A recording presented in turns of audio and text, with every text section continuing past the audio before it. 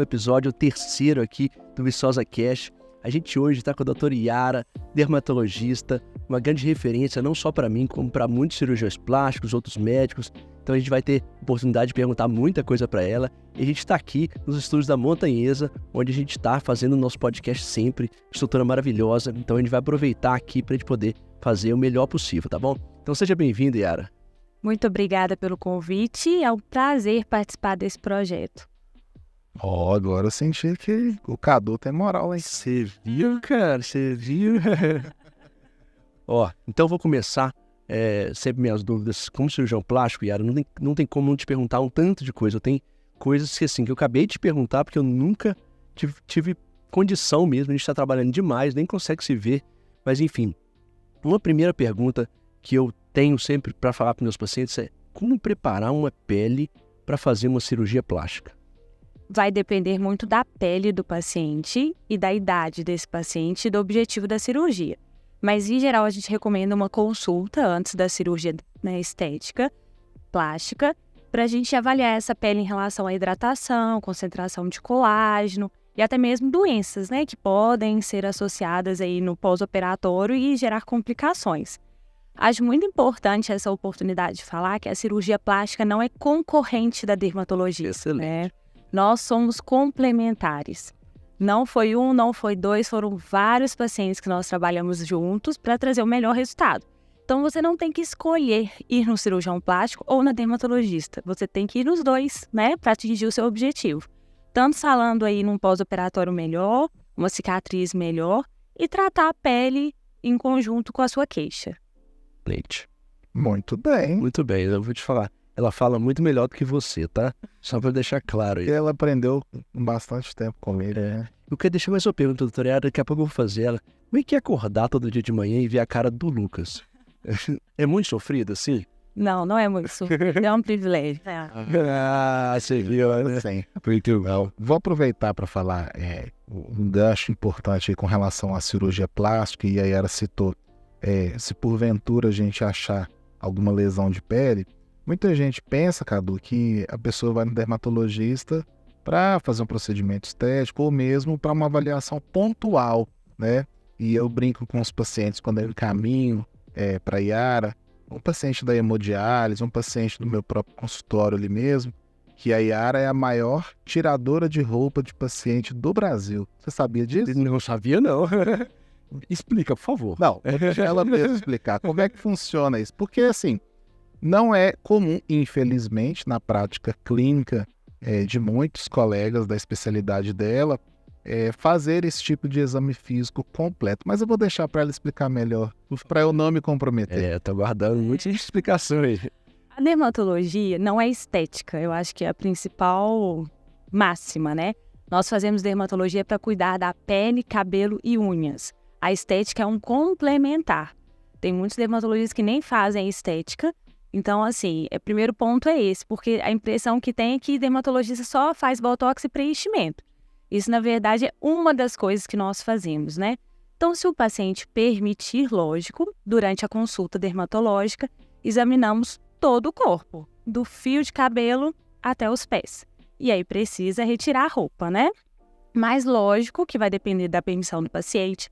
E a gente faz isso de uma maneira mais natural, sem deixar ninguém constrangido, né?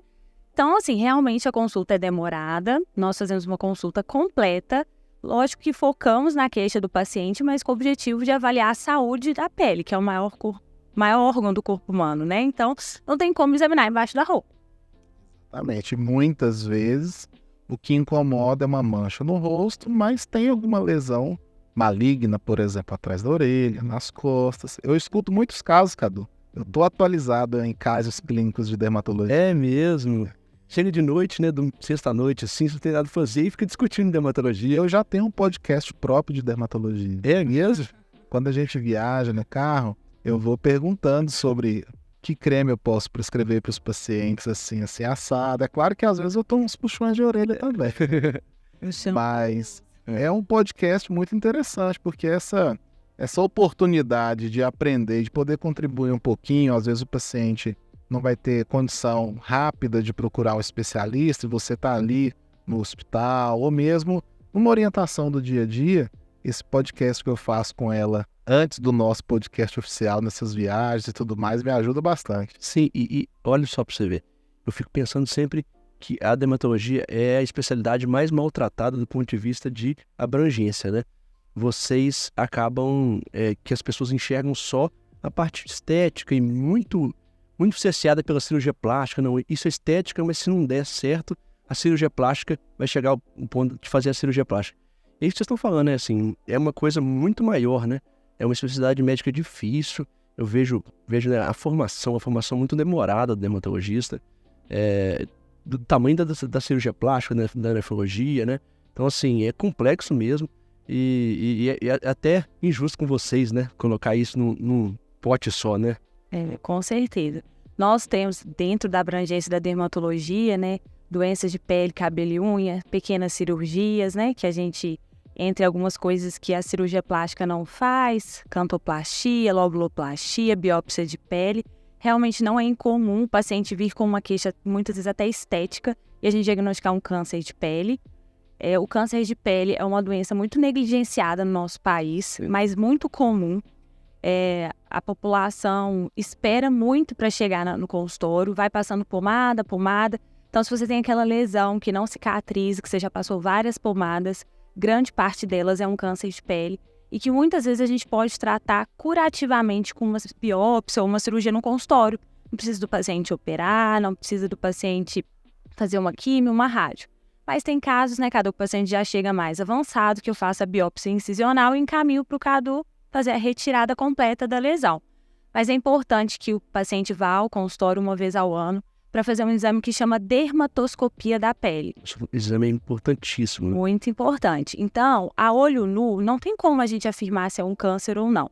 O dermatoscópio é um aparelho que aumenta 30 vezes a lesão e a gente consegue ter indícios, né, que é uma lesão maligna ou benigna.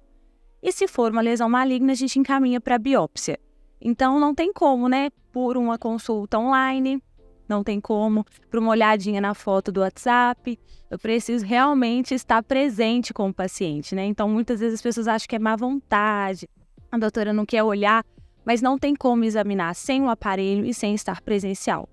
Vamos aproveitar aqui, então, para a gente fazer uma tecla SAP, né? Vamos começar pelos termos aí. O que seria uma cantoplastia? Excelente pergunta. A cantoplastia é a cirurgia curativa da unha encravada. Então, muitas pessoas sofrem disso ao longo da vida, inflama, vai em outros profissionais, mas a cirurgia curativa não é arrancar a unha. Não se usa mais arrancar as unhas. Por favor, doutora Yara, repita isso para os colegas que estão Pode olhar na unidade básica de saúde, os colegas que estão nas emergências. Eu tenho um paciente com uma lesão de unha, uma excisão parcial da unha.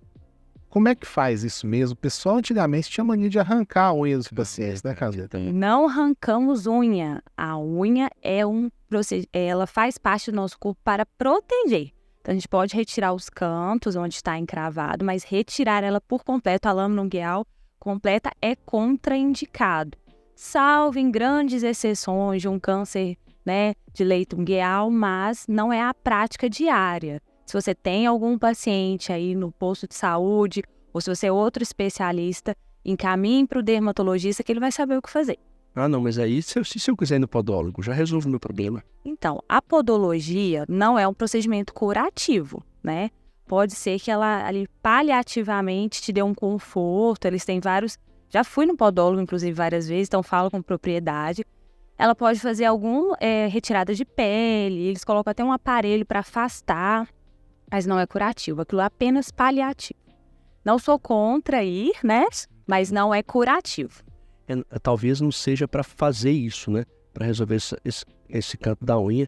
A gente que faz isso, né? A cirurgia plástica também faz. A gente percebe claramente que sem uma anestesia no dedo completa, você não tem como tirar aquela unha que está ali. Ou seja, se o paciente foi e não fez anestesia, eu te garanto que ele não conseguiu. Porque se conseguiu o resultado, o paciente morreu de dor, né? Eu acho que o paciente não vai deixar, né? Enfim, não é que a gente acha que um outro profissional não tem condição de fazer isso, mas assim, cabe ao médico fazer esse tipo de procedimento de anestesia, né, para uma exploração bem feita. Então, eu acho assim, A gente tem que deixar isso muito claro. E retirar o leito, né? Porque se você só cortar a lateral da unha, vai continuar crescendo. Pois é. A cirurgia é curativa porque ela retira lá na matriz da unha, né? Então não vai mais crescer.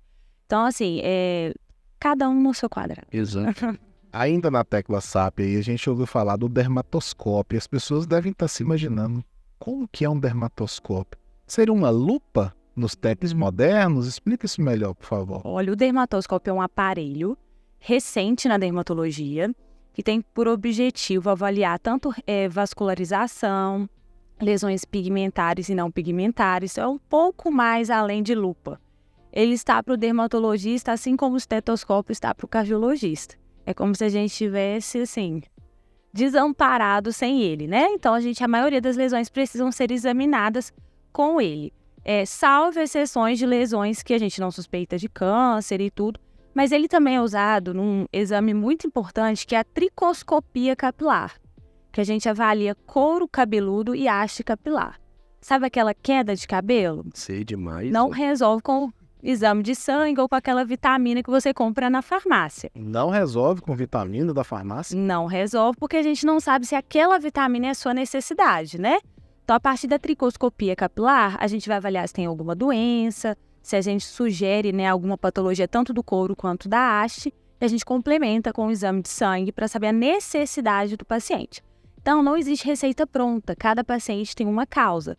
Causas de queda de cabelo vai desde hipovitaminose, alterações de tireoide, doenças como sífilis, lúpus. Então, é muita coisa para ser pesquisada. E aí, eu vou aproveitar, Yara, para poder falar um exemplo pessoal, que é da nossa relação, eu como paciente, né? Então, contar para vocês, gente, que a Yara olhou meu cabelo, tá caindo mesmo, mas vou fazer 41 anos. E ela pediu um exame para mim que pouquíssimas pessoas iam pedir. Basicamente, as pessoas iam passar vitamina, começar tratamentos, né? E eu descobri que eu tinha hipotireoidismo por causa da Yara. Ela achou a minha doença, doença simples, é só tomar remédio. Mas enfim, se não fosse ela, eu ia demorar um tempão sem saber que eu tava com hipotireoidismo, né, Yara? Perder muito mais cabelo, né, cara? Com certeza, desesperador. Já não tem muito, né, cara? Olha, tá desesperador. Muitas vezes a pele e o cabelo manifestam doenças, né, internas do paciente. Então, o dermatologista é médico. Então, não é uma olhadinha. A gente tem que ver o paciente como um todo e encaminhar para o profissional, né, habilitado para tratar. Sim. Eu vou aproveitar, Yara, então agora a pergunta é pessoal. Chega uma hora que eu tenho que fazer uma pergunta pessoal. O que você vai fazer no meu cabelo para fazer ele voltar? Eu tô desesperado. Então, assim, o Dr. Cadu tem alguns diagnósticos, né? Ele tem o eflúvio telógeno, que provavelmente aconteceu por causa do hipotireoidismo. E também tem uma alopecia androgenética, que é a famosa calvície. Nós complementamos tratamentos em casa, com o uso de alguns comprimidos, medicação tópica, e complementamos também com tratamento em consultório, que é a intradermoterapia capilar associada à fototerapia, para estimular o crescimento do cabelo e fazer essa cobertura aí do couro cabeludo. Dói? Então, dor é uma coisa muito particular, né? Não me comprometa. A gente faz de tudo para que não tenha dor. Quais são as nossas ferramentas? Usamos anestesia tanto tópica quanto infiltrativa. Usamos um estesiômetro, que é um vibrador para você não sentir a agulha entrando. E criamos um ambiente confortável no consultório. Musiquinha. Eu te falo que assim, agora falando de novo, né? Agora como paciente, né? O seu botox não dói, né? E eu faço botox sempre com você. Ó, gente, ó, vou mostrar pra vocês, ó. Ó, que coisa linda. Ó, cadê minha ruga, gente? Teve ruga, não. Eu agora tô com cara de 20 de novo, né, Yara? Obrigado, viu? Mas assim, quando você faz botox em mim, eu percebo claramente como que você tem essa capacidade de fazer sem gerar dor. Por isso que eu faria do meu cabelo, apesar de ter medo, né? Mas eu vou fazer do meu cabelo porque você realmente trata muito bem essa questão da dor, né? A gente não tem intenção que o paciente saia do consultório traumatizado, né? A intenção é que o paciente volte para fazer outros tratamentos. Então, é lógico que isso é uma coisa muito pessoal. Eu tenho pacientes que não fazem botox sem anestésico.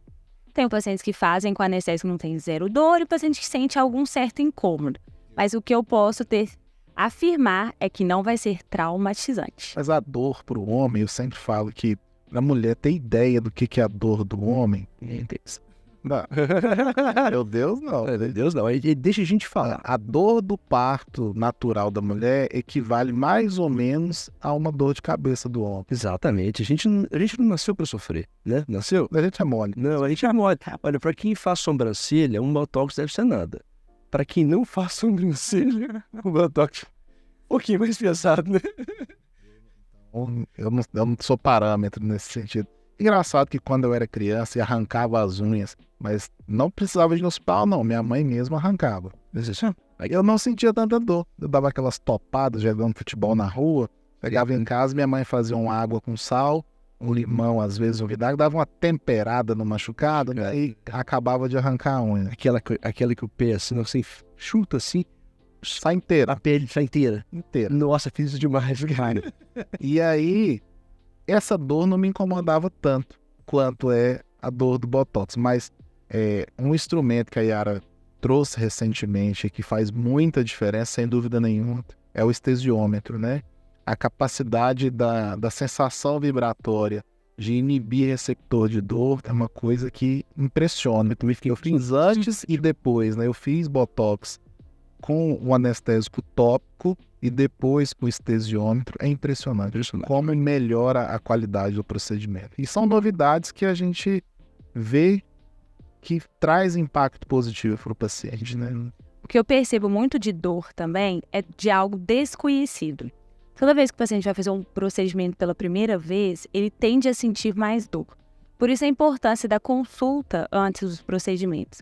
Porque nessa consulta que a gente vai conseguir criar um vínculo de confiança, que eu vou poder explicar para o paciente o que está acontecendo. Não é simplesmente deita aí e vamos colocar uma agulha aqui. Então a gente precisa criar esse vínculo com o paciente, explicar para ele o que está acontecendo, né? Criar um ambiente confortável e seguro. A partir disso a gente observa que os pacientes têm menos dor, que ele confia no profissional, né? Pera, eu quero continuar com a cirurgia plástica, que para mim é muito importante. Eu vou perguntar sempre de coisa de cirurgia plástica, eu vou aprendendo, né? A gente tem paciente que começa ali no início, a cicatriz está indo bem, 3 meses, está indo bem, a cicatriz começa a subir ali com 3 meses, com 6 meses a gente observa que a cicatriz está um pouquinho mais grossa, mas ainda está respeitando ali o lugar que deveria ser, não é aquela cicatriz larga, como um queloide, que é o que a gente chama de cicatriz hipertrófica. Eu quero saber o seguinte, eu pego esse paciente ali na minha evolução, quando você acha que o dermatologista já entra e o que ele vai fazer? Então, a cicatriz, ela demora 2 anos para ser uma cicatriz bem concluída, né? Então, tem essa fase de remodelação. Mas a partir do momento que você vê alguma coisa alterada na cicatriz, já é recomendado encaminhar. Recentemente, né, eu tratei uma paciente pós-parto, ela estava com uma cicatriz hipertrófica. A diferença da cicatriz hipertrófica para o queloide é que a cicatriz hipertrófica é aquela mais alta, mas ela não estende para a lateral, né? A lateral já é um queloide. Nós fizemos 2 aplicações do laser CO2 e resolvemos, né? Tem alguns casos que a gente já pode entrar com medicação tópica. Então, assim, cicatriz alterou, encaminha para o dermatologista. Até para a gente avaliar se tem algum outro componente, igual um componente vascular, muitas vezes, né? Muitas vezes o que incomoda o paciente nem é sempre a textura ou a altura, mas é a cor, às vezes a vascularização, né? Então, a gente tem, para cada caso, é um caso, mas o paciente ele precisa entender que demora algum tempo para aquela cicatriz se remodelar, mas se alterar, é melhor já encaminhar para a gente já tratar. Até porque eu acredito que quando a pessoa faz uma cirurgia plástica, ela quer, né? Uma cicatriz incrível, melhor Incrível, possível. ela fez um procedimento para ficar melhor, né? Sim. Mas a gente não pode garantir isso. Isso não é culpa do cirurgião. Aqui, fala aqui nessa câmera, por favor, meus pacientes. A cicatriz é uma questão da pele de cada pessoa, né? Então, tem pacientes que às vezes forma queloide uma vez e não forma depois, ou nunca teve queloide e apresenta. Isso não tem a ver com o ato cirúrgico, isso tem a ver com a composição da pele. O que a gente talvez pode fazer é aplicar bioestimuladores de colágeno antes para essa pele reagir melhor no processo de cicatrização. Mas isso não tem a ver com o ato cirúrgico, isso tem a ver com o tipo de pele da pessoa e com o pós, né? Se a pessoa vai fazer um pós bom. São tantas variáveis, né? Eu fico pensando assim, cara, eu tô completamente na mão do paciente, né? Mas das coisas também que acontecem, né? A verdade é que tem as eventualidades, né? Então, assim, mas assim, o que eu quero deixar os pacientes da plástica tranquilos, e também os dermatos, né? A gente tem um número muito grande de coisas que dão certo, né? Então, assim, a gente não pode garantir, mas a gente pode te falar que a probabilidade de dar certo é muito alta. Com certeza, né? Sim. Tendo todo esse aparato e a pessoa se comprometendo a fazer um repouso adequado, usar todas as prescrições de maneira adequada, o resultado tende a ser melhor possível. Agora, também, se for o contrário, Aí não tem nem tendência. Se o paciente realmente quiser avacalhar o resultado, né? A gente fala avacalhar, vamos falar de uma forma mais educada, né? Se o paciente realmente não quiser seguir tudo que a gente fala, não dá certo, né? Não tem jeito. Isso, né? Você garantiu o resultado de uma cicatriz se a pessoa volta aos movimentos ativos que ela deveria voltar com 60, volta com 15. Você não sabe se ela está dormindo bem, se ela está se alimentando bem, se ela está fazendo os curativos da maneira correta, se ela está fazendo drenagem da maneira correta, enfim. A gente tenta propor o melhor. Mas vou aproveitar o gancho plástica e dermatologia, eu tenho que puxar um pouquinho a sardinha para o meu lado, né? Claro, por favor. Então, até para explorar um pouco mais esse lado clínico da Yara, muita gente me pergunta, mas tem nada a ver nefrologista com dermato? Onde que vocês arrumaram isso? Porque parece que são mundos muito opostos, né? Na verdade, não. Não, você acha? Ela é linda. Horroroso. Eu sou bom de papo. Entendi. Continue. Tem que ter o algo mais, Tem né? que ter algo mais. Tem que ter o algo mais, né? E ela acha que... Nossa Senhora. Pra você ter uma ideia, ela não deixa eu viajar sozinho. É mesmo? Ela sempre vai junto. A gente tá precisando do oftalmo na clínica. Inclusive, em breve, vamos ter convidado oftalmologista. Vai ser um prazer. Aí você pode discutir se o óculos dela ou se a lente dela tá com defeito. Te garanto que não, mas vamos puxar aqui um assunto interessante. Você falou de algumas patologias que envolvem a dermatologia e muitas vezes o diagnóstico de patologias assim vem primeiro do dermatologista. Sim. E uma coisa que liga muito a dermatologia e a nefrologia é o lúpus eritematoso sistêmico, né? Eu sempre que pego paciente lúpico hoje em dia, por orientação da Yara, eu encaminho para o dermato, para orientar a fotoproteção, para ver se tem alguma lesão já a ser tratada. Como é que funciona isso? A parte clínica das doenças em geral. Um paciente que é hipertenso, um paciente que é diabético, um paciente que é lúpico, um paciente que tem algum outro diagnóstico de uma doença mais rara. Como é que funciona esse acompanhamento com o clínico da especialidade e a dermatologia? Antes de ser dermatologista, eu sou médica, né? Então eu não posso abandonar o paciente. Então muitas vezes a gente pede exames mais abrangentes, principalmente de doenças autoimunes, né? Assim como lúpus, esclerodermia, algumas outras doenças, a gente pede função renal. Em geral, eu peço a creatinina, né? Porque parece que a ureia não é tão importante. Para rastreio inicial, é a creatinina. E exame de urina. Tem folha aí pra gente anotar aqui, isso aqui é muito importante. Não, isso é o slogan da Sociedade Brasileira de Nefrologia, não? Creatinina e exame de urina. É mesmo? É sério. Aí, amigo, cara. Vou parar de pedir ureia, então. Para rastreio inicial não é necessário. A ureia ela é muito importante em fases avançadas de doença renal e tudo mais.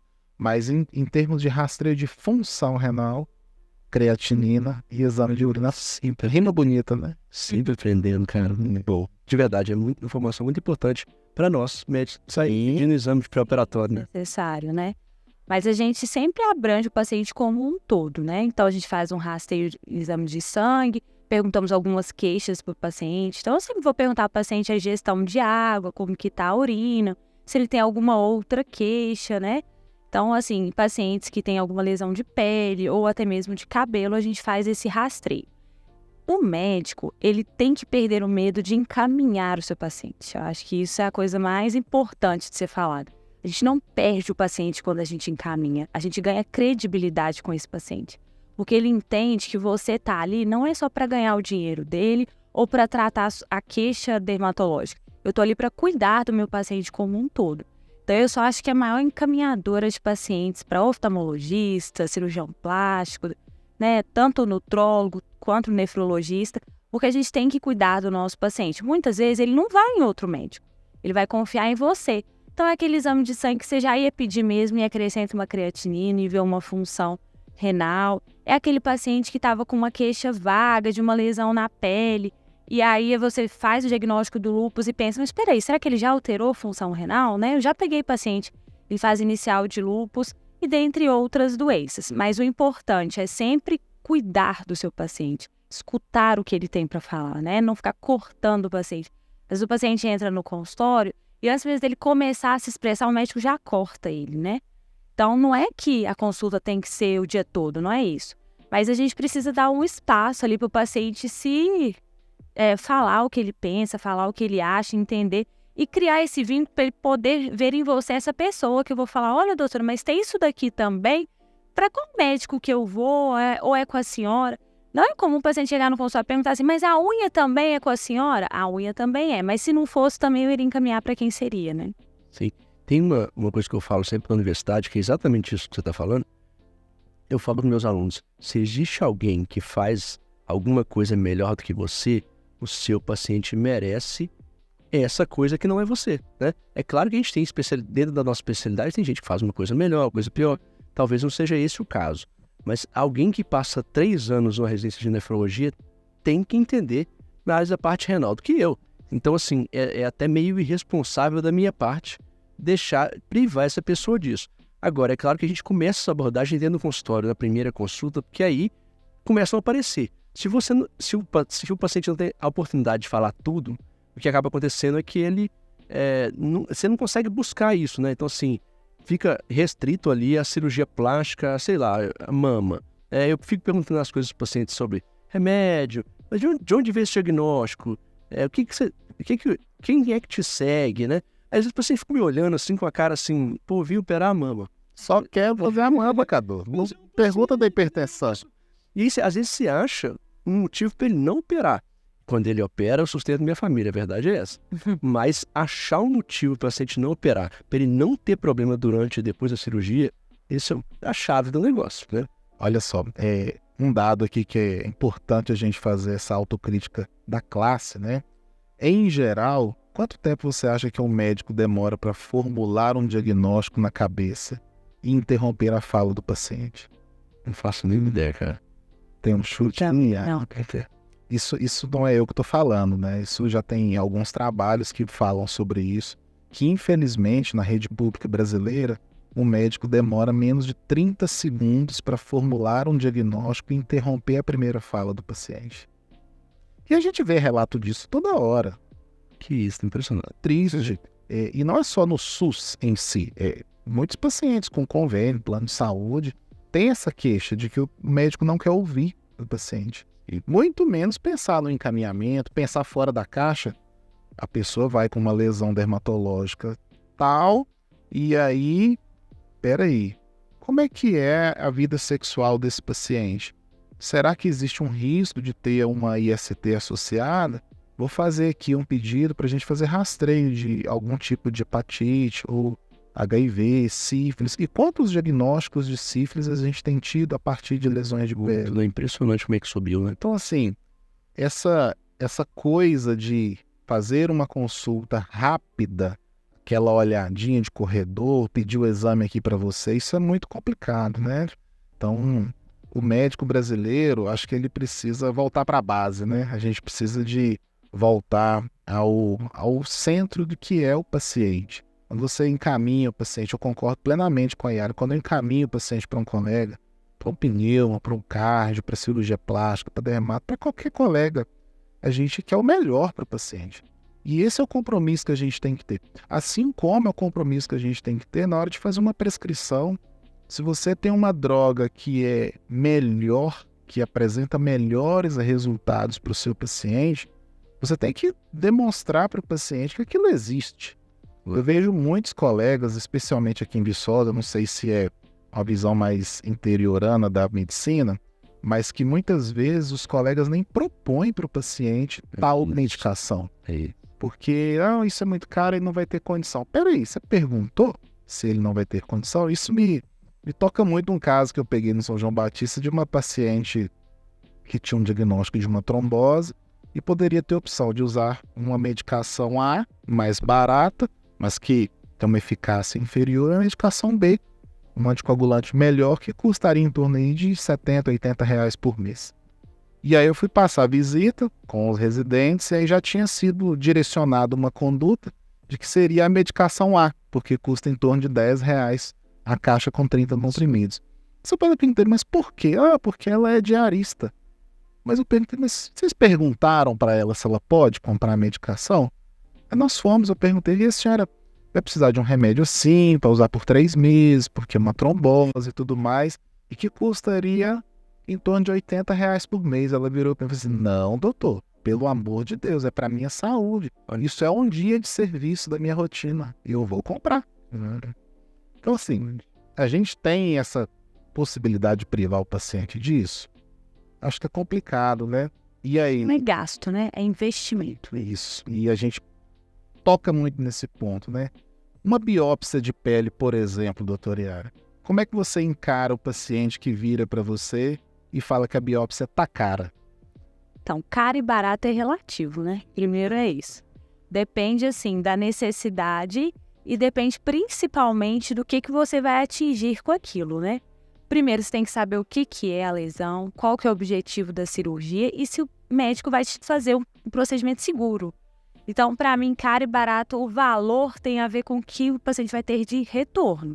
Lógico que a gente tenta viabilizar para o paciente de todas as formas, né? Dividir de todas as maneiras que fique melhor para o paciente, mas eu não negocio o preço, eu negocio qualidade. É excelente você está falando. Vou dar um exemplo que eu vejo todo ano. Eu dou uma aula de queimadura na universidade, né? É minha especialidade. E aí eu começo a falar de substituto sintético de pele. O que é isso, gente? Substituto sintético de pele é um curativo muito elaborado mesmo, que faz com que a pele suba bastante e a cicatrização seja muito, muito melhor quando o paciente está queimado. E aí, quando eu começo a falar do Integra, algumas marcas aí que existem, hoje tem muitas, eu falo que uma placa custa, sei lá, entre 5 e 15 mil reais. Né? É barato? Não é barato, não é barato. Mas se fosse a pele toda do pé da sua mãe, você ia vender o seu carro para poder fazer o curativo? Sim. Talvez sim. Sem prioridade. E aí, se eu não ofereço para o paciente do SUS, eu não pode oferecer isso para o paciente, não, que ele é pobre. Será? Ele pode ser pobre em outras coisas, mas para isso ele faz o que for, né? Para voltar uma pele. É isso que a gente tem que discutir. Quando a gente fala de qualidade, a gente tem que enxergar que quando você quer saúde de qualidade, isso tem um valor, né? Um valor que não é alto nem baixo, né? Igual você falou, né, Yara? Assim, não existe isso de, Yara é caro. Não, assim, quando você chega aqui e fala assim, eu vou escutar você durante 1 hora, eu vou te examinar inteiro, eu vou olhar para sua pele, mas eu vou olhar outros aspectos, vou ficar com você lá conversando, você me pergunta o que você quiser, eu estou disponível para você tirar dúvida. Gente, isso é disponibilidade, é simples assim, né? E é muito conhecimento associado, né? Não é isso? Atualizações, né? Toda uma estrutura para receber o paciente, né? Na nossa clínica, a gente vai além do atendimento médico, né? O atendimento de qualidade começa na nossa recepção, na nossa copeira. Então, a gente, quando recebe um paciente no consultório, a gente tem o conhecimento prévio que se atualiza, a estrutura para receber esse paciente e o que eu vou resolver na vida do paciente, né? O que eu vou trazer de resultado. Não é, eu sempre brinco com os meus pacientes que a consulta, para mim, não é o final da linha. Para mim, o resultado que é o final da linha. Nós moramos numa cidade pequena.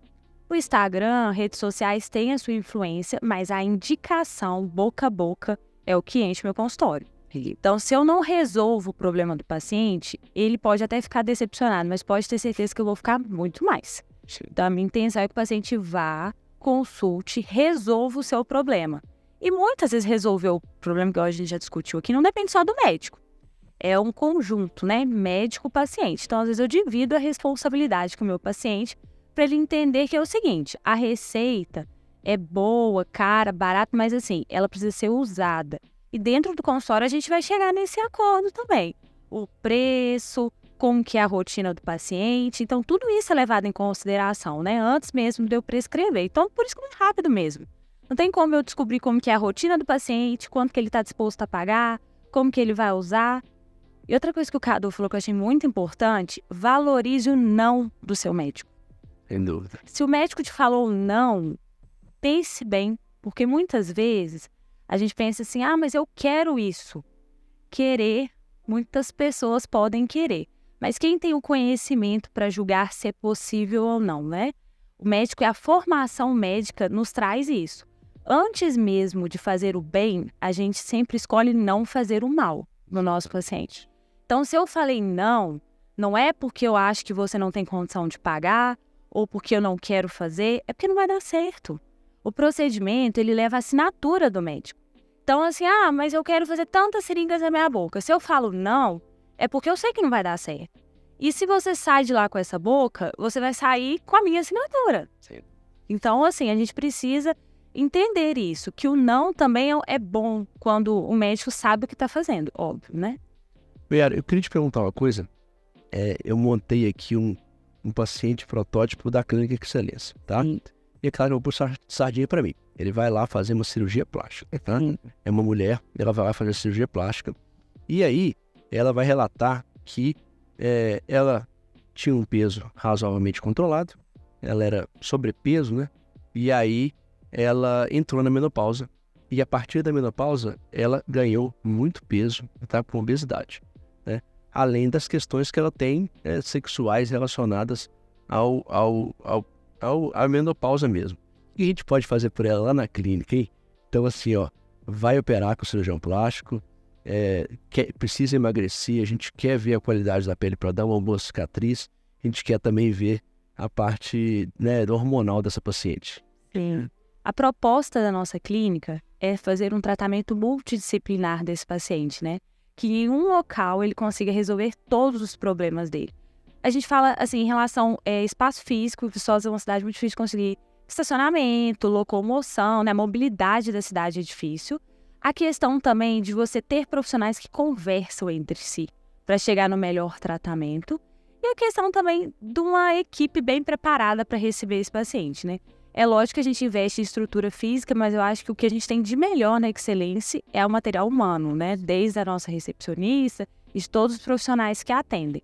Então, a nossa proposta é de cuidar do paciente como um todo. E se não tiver lá, a gente vai arrumar um outro lugar que faça também, né? Então, se o paciente liga lá querendo resolver um problema, a gente vai tentar de tudo resolver lá. Mas se não for, a gente vai arrumar outro lugar para ele resolver também, né? Sem problema nenhum. Inclusive, na nossa clínica, tem um balcão com cartões de colegas, né? Isso, que a gente não tem ciúme não, né? Não, pelo contrário. Quero que todo mundo seja feliz, né? Não, cartão de colegas de outras especialidades transitam, que são nossos colegas e tudo mais, mas o cartão dessa pessoa não tá lá porque é nosso amiguinho. Porque são excelentes profissionais. Eu vou voltar nesse caso dessa paciente, porque esse é um paciente que vai muito no consultório, né? Então ela vai lá e ela está insatisfeita com o corpo dela e ela viu essa mudança essencialmente quando ela entrou na menopausa. Que aí ela vê mais queda, um pouco menos de gordura, a paciente acaba tá com a pele pior, né? Flacidez. Perda de volume na face, principalmente. Exatamente, é isso. E aí vem com a vida sexual mais alterada por causa disso, né? E a paciente vai vir para mim. Então ela chega lá e fala assim: eu quero operar meu rosto e quero fazer uma abdominoplastia. Primeira coisa que eu vou chegar lá e ver a paciente, eu vou ver a qualidade da pele, da minha visão do cirurgião plástico, né? Sim. E é o meu não, né? Às vezes eu olho a face e falo: olha, deixa eu te falar, você tá muito nova para operar a face. Você não vai ter o resultado que você gostaria. E aí a gente vai para o abdômen e a gente vê aquela paciente obesa grau 1, ou seja, ela tem obesidade no nível menor, né? E o que a gente vai fazer com essa paciente? A gente tem que enxergar como que ela vai fazer um planejamento para perder esse peso. Na medida que ela perder esse peso, vai acabar que ela vai ter mudanças na face, né? Sim. E aí você vai entrar com essa parte de reestruturação. Mas a gente pode preparar essa face para perder peso também. Então, se o paciente ele tem uma programação de perda de peso, isso vai gerar flacidez, porque quando você tira a gordura vai ter flacidez, a gente pode fazer os bioestimuladores de colágeno, tanto em forma líquida, fio, laser, do jeito que for a indicação, para preparar essa pele que à medida que o paciente vai emagrecer, ele não vai ter uma flacidez tão acentuada. Eu não sabia disso. Então, a gente pode sempre preparar o paciente para a cirurgia plástica. Igual sabe aquele paciente que vai ficar com flacidez no abdômen depois que você fizer a abdominoplastia? Se fizermos o bioestimulador antes, ele vai para a cirurgia com uma pele melhor, mais encorpada, mais espessada, vai gerar uma cicatriz melhor e vai ter menos flacidez no pós-operatório. Você sabe quem que podia ouvir isso que a gente está falando? E a gente tem sempre muitos pacientes pós-bariátricos, né? Fizeram cirurgia de redução do estômago. Eles sempre me falam assim: eu emagreci e eu amei tudo, menos o meu rosto, que o meu rosto caiu inteiro. Sim. Talvez se eles soubessem disso que nem eu sabia, eles podem fazer um tratamento bem melhor. Antes da bariátrica, antes da perda de peso, antes do parto né? Não é incomum a gente recomendar bioestimuladores de colágeno antes do parto também para... Será que ela vai fazer? Não fiz. Ela fala antes do parto, mas na verdade é antes. Gestação. A gente não pode fazer procedimentos estéticos durante a gestação porque não temos estudo científico, né? Mas o ideal é que se a mulher esteja se preparando para engravidar, que faça o bioestimulador de colágeno em abdômen. Eu vi ela indicar isso nesse final de semana. É mesmo? Sério? Que legal, cara. Uma colega nossa que teve um parto há 5 meses e que tá já querendo mais. Que isso aí? Ela falou assim, calma, amiga. Vamos começar primeiro um tratamento. Procura sua dermatologista. Vai fazer um bioestimulador de colágeno. Se prepare. Calma, amiga, procura um psiquiatra.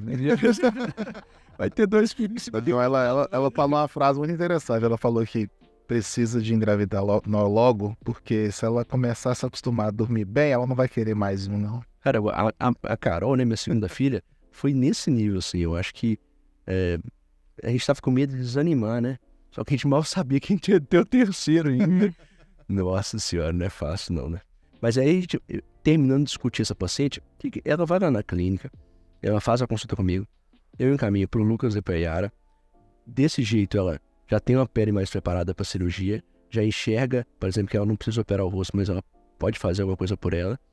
Ela vai pro tratamento de reeducação corporal, né, Lucas? E ela vai para minha esposa, para Andréia, para tentar ver essa questão de reposição hormonal. Será que precisa, será que não precisa? Exatamente. Então essa paciente, ela passa em nós 4 lá na clínica, né? E ela tem essa abordagem completa. E isso que eu tô falando aqui são várias pacientes dessa forma, entendeu? E o que é muito importante a gente frisar, as coisas têm que ser feitas com uma programação. Entendeu? Isso tudo demora um pouquinho. Demora 10 anos? Claro que não, né? Mas isso vai levar de 6 a 8 meses. Até porque, para eu ter um emagrecimento de uma maneira saudável, com reestruturação de hábitos, readequação de plano alimentar, de estilo de vida, isso não é de um dia para o outro. Então a paciente ela vai precisar. Eu tenho pacientes que o Cadu me encaminhou no início do ano, que tem cirurgia marcada agora para o final do ano. Legal, obrigado. E que já estão se programando para janeiro estar de biquíni na praia. Isso é muito bacana. Você vê. Isso é muito bacana você ver essa programação andando e a pessoa falar assim: e aí, doutor, você já vai me liberar para operar? É bom demais. Que é nossa paciente, a gente tem a sensação clara. Você fica preocupado, querendo saber se a cirurgia ficou boa, porque querendo ou não, assim, né? Você entrou nessa história, a gente entrou nessa história junto. E eu acho que essa questão da clínica, ela é muito legal. Que ela faça com que a gente possa fazer abordagens próximas. A gente discute um ou outro. Yara me liga várias vezes, né, Yara? Cadu, e aquela paciente que eu te encaminhei? Aí eu falo com ela, eu falo, eu vou te pedir para ela voltar aí para ela te mostrar as coisas. Ou seja, esse trabalho que a gente faz na clínica, para mim, mudou minha vida, né? Eu tinha uma vida mais sozinho ali, né? E hoje eu tenho uma vida com vocês que é maravilhosa. Que bom, ficamos felizes. Me conta uma história que você gosta de pegar no meu pé, e eu acho que é muito válido. Yara sempre me fala uma coisa assim, que a paciente quer fazer isso, mas não usa nem protetor solar. Como é que funciona essa abordagem com esse perfil de paciente que, por exemplo, chega numa determinada idade, já com muitas manchas de sol, adora pegar um sol no clube no final de semana, isso é meu pai. passa bronzeador, aí chega no dermatologista com a pele manchada, com o rosto manchado, quer todo tipo de procedimento, quer laser, até tudo. É óbvio que tudo isso vai ajudar no resultado, né? Mas é aquela história, né? Não vou te dar um remédio para emagrecer se você não vai fazer atividade física, se você não está disposto a mudar seus hábitos. E ela puxa minha orelha com relação a protetor solar. Tô aprendendo. Mas tá usando? Tô usando. É mesmo? Não todo dia. Deveria. Mas tô usando. Mas como funciona isso, Yara? Esse passo a passo. É como se fosse uma reeducação. Cuidados com a pele, né? A verdade é que a gente encara o rosto, a face, como uma casa. Tem coisas que a gente vai fazer que é para a estrutura dessa casa, né? Então, vamos supor, se a gente coloca uma viga mais forte na nossa casa, ninguém vai ver aquilo, mas eu me sinto seguro, que a minha casa não vai cair, né? Se eu pinto a minha casa, muitas vezes as pessoas vão perceber mais. Então, cada tratamento é uma parte. Tem uma parte que é de vedação, tem uma parte que é de pintura, tem uma parte que é de estruturação. Então, o tratamento da face é um tratamento complexo, né? Por isso que a gente precisa da consulta para estabelecer as expectativas do paciente, as prioridades para chegar lá. O protetor, especificamente, não é uma coisa estética, é um medicamento. Ele vende em farmácia, com prescrição médica. Óbvio que você compra sem, mas o ideal é que seja com a prescrição. O protetor solar, ele vai melhorar não só a qualidade de pele, como prevenir o câncer de pele, que é uma doença, e evitar o envelhecimento. Então, se o meu objetivo é tratar a minha pele, ficar mais bonita, mais estruturada, primeiro eu tenho que cuidar da saúde dessa pele. Então, usar um bom sabonete, um hidratante, o protetor solar.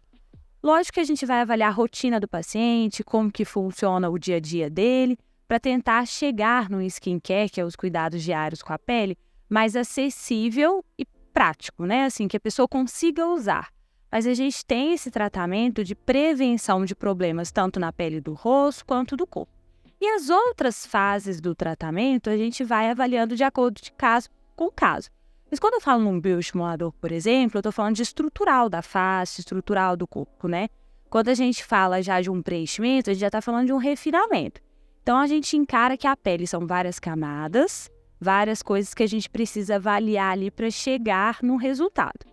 Muitas vezes o paciente chega no consultório já com uma coisa na cabeça, assim, eu vim fazer um fio. Eu vim fazer isso que eu vi a blogueira. Minha amiga fez. Minha amiga fez e tudo. Ou ainda plástica. Já chega na cabeça certo o que vai fazer. Mas eu entendo que quando a pessoa chega no meu consultório, ela também está querendo ouvir minha opinião como profissional, né? Tanto estudo teórico, estudo científico, experiência de outros pacientes, da carreira e tudo. Então, muitas vezes a gente tira da cabeça do paciente o que ele veio fazer e acaba explicando para ele o que ele vai precisar naquele momento. Lógico que eu entendo também que quando você gasta dinheiro e tempo, você quer resultado. Então, já tem assim, aquelas coisas que geram mais resultado para o paciente ficar mais animado, elevar a autoestima, mas não existe quem quer cuidar da pele que não usa filtro solar. Isso daí é impossível. Tá bom, vou usar. Eu quero entrar no assunto aqui, que é um pouco polêmico, mas é porque é muito importante falar sobre isso aqui. Quando o paciente vai no seu consultório e ele quer fazer um preenchimento, ele está com isso na cabeça. Você concorda comigo? Às vezes você fala não. De onde que vem isso? Então eu vou responder, tá? Da formação médica. A formação médica, ela leva em consideração indicações, contraindicações, ela leva em consideração se vai ficar bom naquele paciente, se não vai. E a gente tem outros profissionais, e aqui a gente vai citar aqui as profissões, né? Que talvez eles não tenham essa visão. Por isso, eles vão sempre fazer o que o paciente quer, né? Então, eu quero chamar a atenção de novo a essa questão do profissional médico. Talvez a gente não seja melhor do que ninguém para fazer isso, tá? Cada um sabe fazer, faz bem, mas quando você procura um médico, você procura um médico. Você não procura um fazedor de preenchimento. Um injetor. Você procura um médico que fica 6 anos na faculdade estudando medicina, né? Então, a medicina, ela leva a gente a ter essa capacidade de olhar o paciente como um todo, né? Então, assim, eu queria que você falasse assim, o que passa pela sua cabeça quando você enxerga assim, você fala não pro paciente e ele vai em outro profissional e ele faz aquela banda de coisa no rosto. Aí, só dá um gancho aí, cara, que é muito importante nessa direção. Primeiro ponto aí que a gente tem que avaliar, muito foi cobrado de muitos profissionais a respeito de consulta versus avaliação. E eu acho que é uma ótima oportunidade para a Yara esclarecer isso também. Entendi. Então vamos lá. Primeira parte, consulta versus avaliação. Médico não dá olhadinha, médico não avalia, médico consulta, né? A partir do momento que o paciente entra no meu consultório, ele é minha responsabilidade. Então, se o paciente vai fazer uma toxina botulínica e tiver um câncer, eu preciso avaliar esse paciente como um todo. Então, eu não faço avaliação, Eu só faço consulta antes de qualquer procedimento. Nenhum paciente faz um procedimento comigo sem ter consultado Se a antes. pessoa hoje quiser fazer um botox com a doutora Yara, ela não vai ligar lá para marcar um botox. Não, ela vai marcar uma consulta por alguns motivos. Primeiro, muitos pacientes não entendem a diferença de toxina botulínica com preenchedor. E não é obrigação deles saber, a obrigação é mínima. Segundo, muitas vezes esse botox, né, não vai trazer para o paciente o que ele está buscando. Então, aí gera uma expectativa que vai ser frustrada. Então, eu preciso entender a queixa e definir o melhor tratamento. E eu também não posso fazer um botox no rosto que tá todo manchado, que tem câncer, que tem outras questões também. Então, a consulta ela serve para avaliar pele, cabelo e unha e avaliação estética, né? Então, o paciente vai passar por essa consulta. Relação dermatologista com profissionais não médicos. Não acho que são concorrentes. São tratamentos muito diferentes. À medida que você entra no consultório dermatológico, você está tratando da saúde, da qualidade da sua pele e também fazendo procedimentos estéticos. Eu não encaro um não médico como concorrente. O serviço que eu faço é completamente diferente. Isso. Né? Eu estou vendo meu paciente como um todo. Se o paciente... Não é incomum, tá? O paciente ir no meu consultório, agendar a consulta, fazer um orçamento e pegar e levar no outro profissional. Muitas vezes ele volta porque deu errado. Né? Porque não foi feito na sequência correta, nas prioridades corretas, né? Mas eu também não estou aqui para julgar outros profissionais. Eu acho que a escolha é do paciente. A gente está aqui para esclarecer, né, Yara? Esclarecimento. Você tá fazendo... Nunca vocês vão ver da minha boca saindo falar mal de algum profissional não médico ou ir para redes sociais também para isso. Eu acho que isso é um julgamento do paciente, é uma escolha do paciente. Ele tem livre-arbítrio, né, para opinar. Eu quero deixar uma paciente seguro para ele escolher por mim, né? Mas é lógico que cada caso é um caso. Mas, assim, o profissional não médico, ele vai fazer o procedimento em si. Eu, como dermatologista, vou avaliar esse paciente, vou fazer um plano de tratamento, vou cuidar da saúde da pele, vou planejar o envelhecimento desse paciente. Então, ele não vai chegar lá para fazer um preenchimento de olheira. Eu vou planejar o envelhecimento dele, para ele que tenha um envelhecimento saudável e, principalmente, um envelhecimento natural. Né? Que a pessoa tenha um processo ali de procedimentos, mas sem mudar o formato do rosto. Eu tenho pavor da palavra harmonização facial. Eu também. Isso não existe, né? Não existe. Ninguém é desarmônico. Né? Todos nós estamos não sei o aqui Lucas, pra... talvez seja desarmônico. Você já pensou, Cadu? Você marca uma consulta, aí você passa por todo esse processo de planejamento e o médico vira para você e fala assim, então, Cadu, para você ficar harmonizado, você precisa de 4, 5, 6, 10 seringas. O valor é de R$20.000. Aí você fala assim, cara, Tô vou muito viver feliz. desarmonizado. Tipo, eu não tenho dinheiro, não? Então o senhor tá querendo falar que eu sou desarmonizado, é isso. É isso. A minha função como dermatologista é embelezar o meu paciente, ressaltar o que ele tem de melhor e de mais bonito. Eu não tô aqui para criticar o rosto de ninguém, né? Então, assim, eu sempre brinco com meus pacientes que a beleza que você nasce é sorte. A beleza aos 50, 40 em diante é investimento. Então, não existe beleza sem investimento. Se você olha Pode uma anotar. mulher aí de 50 anos, bonita, né, com o rosto tudo em cima, aquilo ali não é natural, né? Sim. Mas muitas vezes a gente não sabe o que ela fez. Aí tá o profissional que fez bem feito o trabalho dele. Você sabe que ela tá bonita, que ela tá rejuvenescida, mas o que será mesmo que ela fez? Porque foi feito tão bem feito, na medida certa, que ficou natural. Tipo a Zé, assim. Não. Esse é bom comparativo, né? De Ivete Sangalo aos 50 anos e a nossa querida Gretchen. É. Existe uma diferença. Eu acho a Ivete mais bonita hoje do que ela era antes. Eu acho que foi tão bem feito que às vezes as proporções das medidas faciais dela hoje tá mais bonita do que quando ela tinha 20. É mesmo. Eu não posso falar de Ivete, minha mulher não gosta. Porque eu sou fã incondicional da Ivete. Assim, foi maravilhosa, né? Mas e a Gretchen? Vamos lá. A Gretchen, eu acredito que seja uma jogada de marketing. Ela quer chamar a atenção. Ela estava fora da mídia e ela voltou para a mídia com os procedimentos estéticos. Sim. Então, eu acho que até o exagero da Gretchen tem um fundo de marketing. Assim como a boca da Anitta e dentre outros profissionais. Eu não acredito que a Anitta não tenha condição de ir num bom profissional, né? Então, eu acredito... Ela foi uma jogada de marketing. Você não sabe quem que é, né? Um bom profissional. Mas, assim, proporções faciais vêm desde a Grécia Antiga, né? Isso não é nosso de hoje, né? As proporções ideais faciais vêm desde a Grécia Antiga e a gente está só aprimorando, né? Congressos, cursos que a gente faz, a gente vê medidas faciais, proporções. Então, o objetivo de fazer um tratamento bem feito é gerar elegância e naturalidade. Não existe isso de graça. Não, essa pessoa não vai envelhecer assim. Lógico, uma pessoa que sempre foi magra, né? Assim, tem essas vantagens. Se a gente pega uma pessoa que variou muito peso, ela tende a ter mais flacidez. Uma pessoa que sempre foi magra, nem tanto. Mas, assim, existem tratamentos que eles são puramente estéticos. Existem tratamentos que são preventivos. Aquele tratamento que você não enxerga, é o pilar, né? Os bioestimuladores muitas vezes são pilares. O paciente faz e fala assim, mas espera aí, doutora, eu não estou vendo assim um super resultado. É porque realmente não é. Ele é para estruturar a sua face. Ele é a poupança de colágeno do futuro. Ele vai subir a sua face de maneira natural. Diferente do preenchimento de boca, né? Eu costumo brincar com meus pacientes para ficar com a boca sexy, né? É uma palavra impactante no consultório. Mas é uma boca proporcional para o rosto da pessoa. Mas ela vai sair do consultório com resultado. Mas assim, tem que ter muito cuidado de fazer isso. Isso é tipo fazer saneamento básico ou inaugurar uma praça. Eu falo assim, cara, eu não consigo ver, desses que eu percebo, eu acho muito ruim.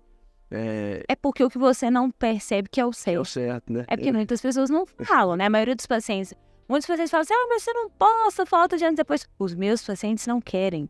Os meus pacientes não querem que ninguém saiba que eles estão indo no consultório. Isso é uma vantagem da nossa clínica, né? Nossa clínica é muito discreta. Sim. Um ambiente discreto, todo mundo muito discreto. Então, aquele paciente que não quer que ninguém saiba que ele está fazendo, ele vai lá. Onde que fulano tá indo?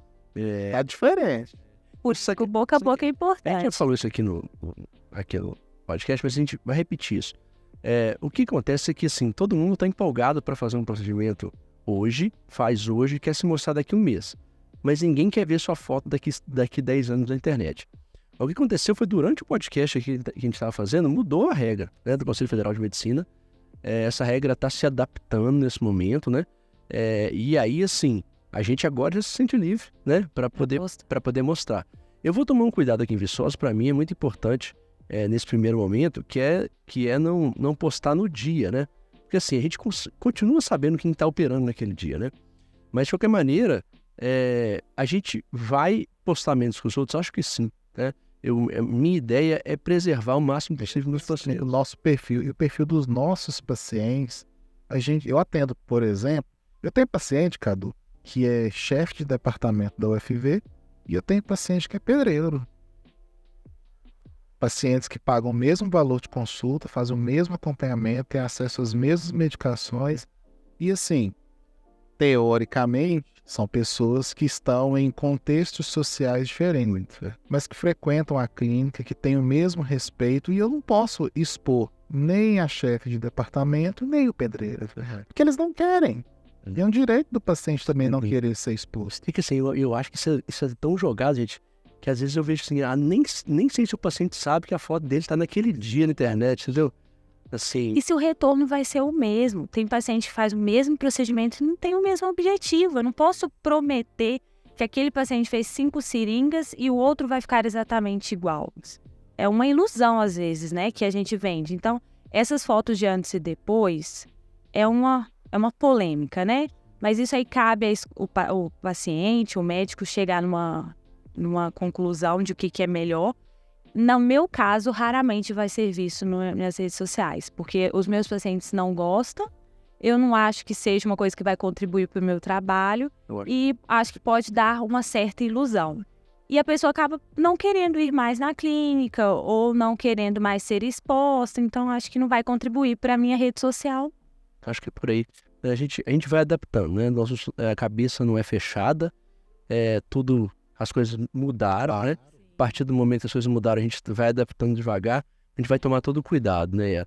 Assim, a primeira coisa que eu acho que a gente tem que lembrar é que as pacientes têm que autorizar, tá? Exato. Então, assim, se não está autorizado, não pode fazer. E daqui para frente, todo mundo pergunta, agora está liberado, você vai postar? Não, agora eu não posso postar, eu vou postar daqui para frente, né? Só que assim, eu preciso que a paciente autorize, não pode ser da agora. De repente aparece 30 resultados meus lá, vai ser meio estranho, né? Sim. Então assim, a gente vai se adaptar até o final do ano, que essa é a ideia aí do Conselho Federal de Às vezes Medicina. o próprio paciente vai postar também, né? Se a pessoa se sentir livre, né, pra expor.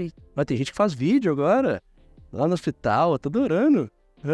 Faz vídeo, aparece eu lá, e eu tô roupinha, todo bonitinho, legal demais. Bom, Acho que deu pra gente explorar bastante. nossa, conversa maravilhosa. Ô, Yara, você tá obrigado a vir aqui mais uma vez, pelo menos esse ano ainda. Tem mais um caminhão de dúvidas. Esse ano. Se não me engano, é dezembro laranja, não é? O mês de prevenção ao câncer de Prevenção de pele. Então não podemos agendar para dezembro. Estarei de volta. Tá? E assim, agradecer mesmo a presença, né? Eu agradeço gente- muito a presença diária. Diária. E assim, parabéns pra vocês mais uma vez, né? Papai e mamãe. Já pensaram nisso? Que vão te chamar de mamãe? Ainda não, ainda acho que não caiu meu tarde. Eu dele já pensou. De papai, os pacientes já me chamam há muito tempo. Mas é outra Os pacientes da responsabilidade. hemodiálise, a gente tem um carinho muito grande, né? Eu brinco que eles são os meus filhos. E logo que eu postei e tudo mais, alguns já vieram brincando que eles iam ter irmãozinho. É isso aí, cara. Vocês vão ver que CC, né? As coisas vão andando. E aí, fala, papai, bom dia. Eu acho que tudo muda para melhor. Você não tem noção, é a melhor coisa do mundo. Então, parabéns pra vocês. Muito Que Deus obrigada. abençoe muito a família de vocês, tá bom? Gente, então a gente tá terminando aqui mais um episódio do nosso podcast. Muito obrigado vocês que assistiram. A gente tem mais podcast aqui nesse canal, tá? Então, se você se inscrever no nosso canal, ativar o sininho aí para você receber as notificações dos vídeos que a gente vai fazer, é muito importante pra gente. O seu like faz esse vídeo passar mais aqui no YouTube. E como a gente está falando de coisa séria, coisa bacana, como a gente está discutindo coisa aqui dentro de Viçosa, uma cidade tão maravilhosa, esse vídeo aqui ele pode ajudar muita gente da cidade, bem como da região e até de todo o Brasil, como a gente faz sempre, tá bom? Então aguarda aí o like de vocês, se inscrever no nosso canal e ativar o sininho para receber esses vídeos notificados. Um abraço. Grande abraço, muito obrigado aí a todos que acompanharam nossa conversa com a doutora Yara.